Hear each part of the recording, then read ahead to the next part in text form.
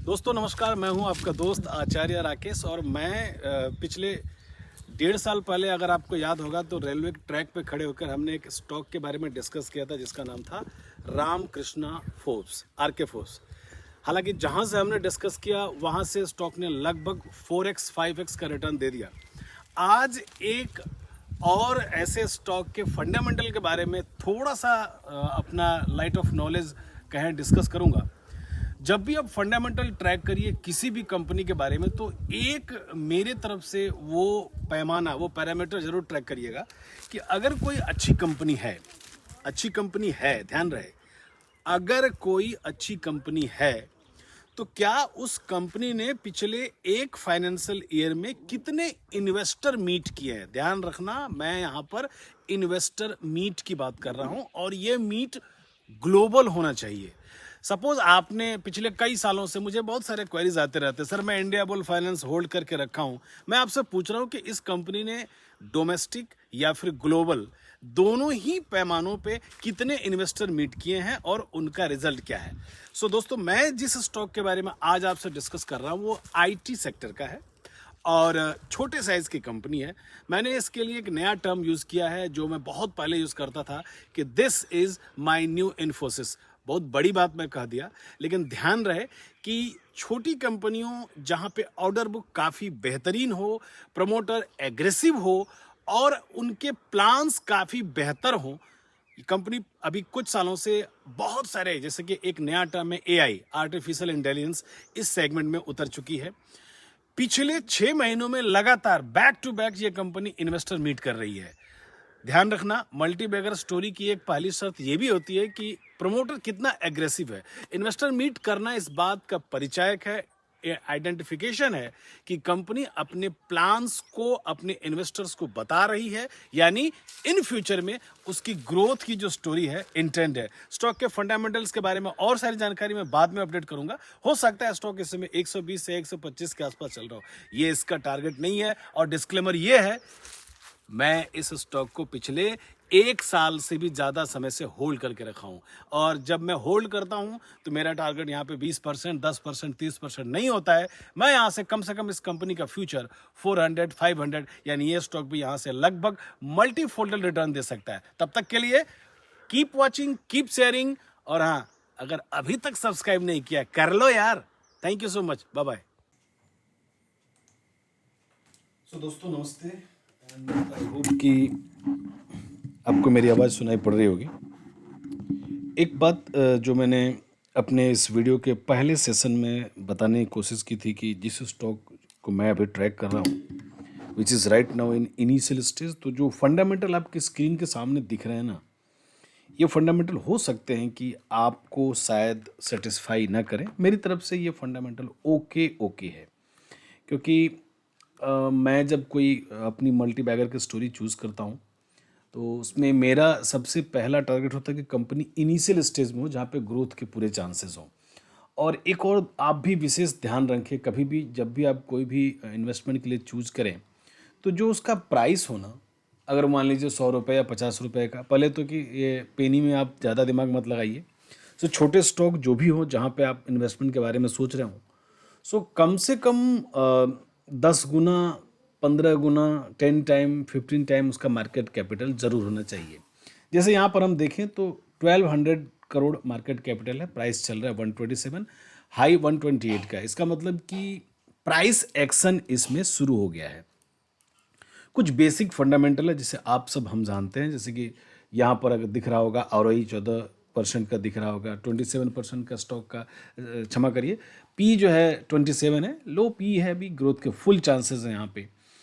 Promoter की holding और एक यहाँ पे ये जो थोड़ा सा आपको दिख रहा है कि लगभग 16% का प्लेग यानी कर्जा हमने गिरवी रखा है और 52% यानी कंपनी ने अपने शेयर को गिरवी रखा है। गिरवी कंपनी क्यों रखती है आपको भी पता है, फंड की जरूरत है। प्रमोटर एग्रेसिव है, डेब्ट टू इक्विटी रेशियो कर्जा नहीं के बराबर है। मुझे तो समझ में नहीं आता, जैसे यहाँ पर देखेंगे 152 करोड़ है और FI की होल्डिंग जो है यहाँ पर बढ़ रही है।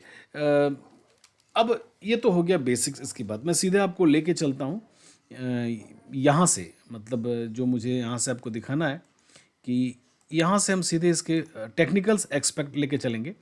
और ये टेक्निकल आपका जो चार्ट है, मैं इस चार्ट को यहाँ पे लेके चलूँगा तो आपको चीज़ें समझ में थोड़ा और आसानी से आएगी। थोड़ा बने रहिए मेरे साथ। वीडियो थोड़ा हो सकता है 5-7 मिनट का टाइम ले लेगा, लेकिन आपको कुछ चीज़ें बताने की कोशिश करूँगा बहुत ही सिंपल और आसान भाषा में। चार्ट, अगर हम ये जो चार्ट मैंने खोला है RSI 73 है, मैंने काफ़ी एग्रेसिव है। एक बात आप देख लो कि यहाँ पे एक ब्रेकआउट का सिग्नल आपको दिख रहा है, और दैट इज़ कि ये जो लेवल है ना दोस्तों,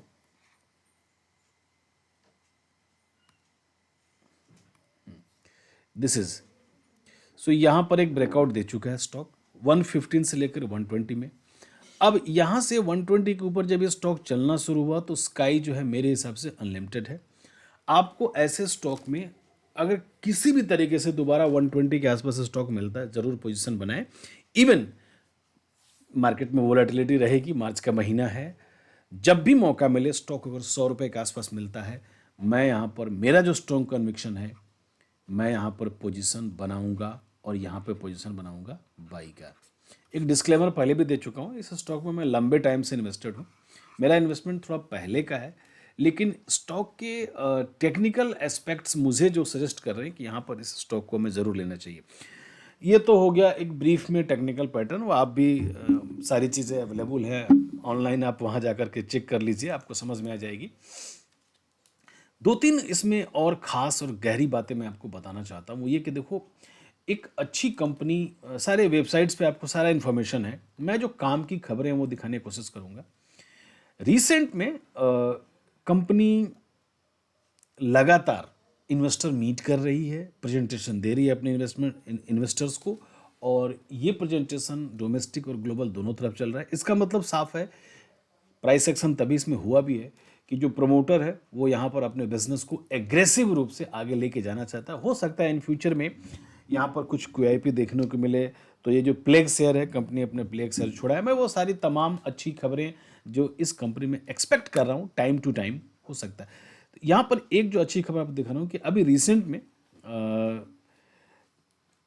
दिसंबर की ये बात होगी कि यहाँ पर केल्टन ने एक LIC के ने यहाँ पर ये खबर जब आई थी तो आप देख लो सामने है कि किस तरह से LIC ने केल्टन के साथ एक रिश्ता बनाया। और LIC कोई छोटा मोटा नाम नहीं है। डिजिटल ट्रांसफॉर्मेशन जर्नी शुरू हो रही है LIC का स्ट्रेटेजिक HRMS पार्टनर। डिटेल है, आप जाके देखिए HRMS पार्टनर क्या होता है, किस तरह का काम होता है। फंडामेंटल में मैं इतने बताऊंगा कि देखो, ये वो कंपनी है जो एक IT सेक्टर में वो सारी ज़रूरतें पूरी कर रही हैं। बहुत ही अच्छा क्लाइंट बेस इसका मुझे दिखा है। लगभग 1000 से ज़्यादा क्लाइंट्स को ये सर्विस दे रही है। 1500 एम्प्लॉयज़ हैं और इनिशियल स्टेज में है, ग्रोथ के फुल चांसेस है। प्रमोटर का कॉन्फिडेंस मुझे बेहतरीन लगता है। आप भी जाकर के इनके जो कॉन कॉल है उसको अगर आप सुनिएगा तो हो सकता है आपको जो कॉन्फिडेंस है वो दिखेगा। ये देखो, इन्वेस्टर प्रेजेंटेशन कंपनी लगातार दे रही है। जो अपडेट मैं आपको दे रहा हूँ ये भी लेटेस्ट अपडेट से फरवरी की बात है। देख लो यहाँ पे Feb 14 को एक प्रेजेंटेशन दे रही है कंपनी अपने इन्वेस्टर्स को।